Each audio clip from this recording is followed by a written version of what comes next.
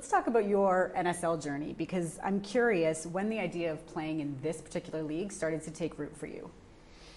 Yeah, I knew kind of going into the summer that I was looking for a change. I had been in Seattle a long time, but I was excited for a new adventure, and then hearing about the league and obviously, knowing a lot of people that are involved in it and being able to talk to them, it became apparent to me that it was just a really exciting opportunity to join in and, help the league grow and help establish it. And I think being on the national team for so long, that's something that we've all really spoken about for a long time. And I think for a lot of us, we didn't even believe that that was going to be something we saw in our time. So it was just an incredible opportunity to be able to, support the league and be a part of something that was new and growing. Does it still feel surreal? Yeah, definitely.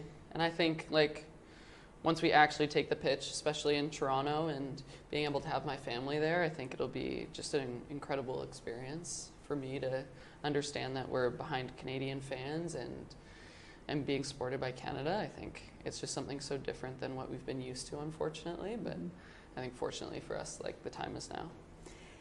You're a big signing for this league. You could have played in many different leagues. Why this league in particular?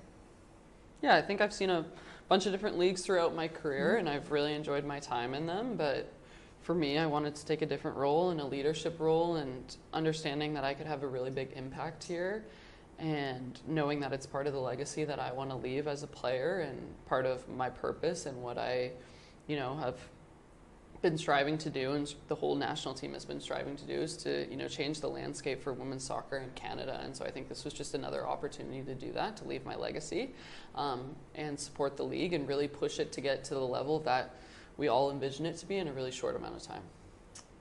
You've talked before about your purpose in this sport, in part being about accessibility and making the league more accessible. What do you hope this league accomplishes in that regard? Yeah, I hope it is a really accessible league. I think being in Canada, it's a really great opportunity for us to lay the groundwork on that and be one of the most, if not the most accessible leagues in the world. And I think for me, being a part of it and being able to establish early what that needs to look and feel like and be a part of those conversations is a really important thing, and something I look forward to in growing the league and growing the policies, and just what everyday look and feel like for each player on the team. For fans who can't quite wrap their head around it, why is it so critical that Canadian players have the chance to stay and play pro in Canada at home? Yeah, I think throughout my journey on the national team, I've been there, for 10 years now. I've seen so many players that have had to drop out of professional soccer just because they haven't had opportunities. Our player pool is quite small because Canadians aren't able to play in the sports that they love. I grew up with a lot of youth national team players who are fantastic players, but they had to make the unfortunate decision to move on in their career and retire at a young age because they didn't have any opportunities for them on the professional stage. And so this gives an opportunity for, our younger players to be able to develop early, get in professional environments, and we can hopefully grow the game in Canada, grow the player pool that we have, and to show all Canadians that what their role models look like. I know growing up, I couldn't go week in and week out and watch women's professional sports. And so I think that's a huge thing, to show young women that there are professional sports for them. That's a career path that they can choose. And that's something that we haven't had in Canada, which I think is a really, really sad thing. Have you gotten a chance to get out on the pitch yet with your teammates? Or is that still to come? Yeah. We've been training, yeah. And so can you give us a little inside scoop, any projection about what we can expect in terms of either team personality or playing style?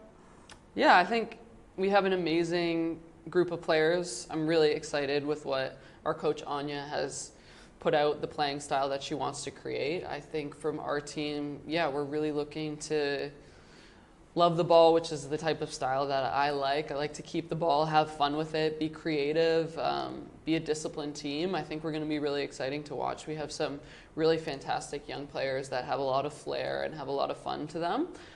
So I think it'll be a really good group on the pitch.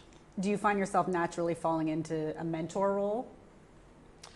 I think so. I think that's with my game, it's something I've transitioned to both with the national team and in my club environment, and something I've really enjoyed and I think has given me, you know, a lot of motivation later on in my career. And so I think it's fun, especially to be able to do it with young Canadians, like to be able to tell them my experiences and help them in any way that's possible, I think is a really helpful and really valuable thing for me. One of the things that I'm struck by is the solidarity between women's sports leagues that you're starting to see in this country.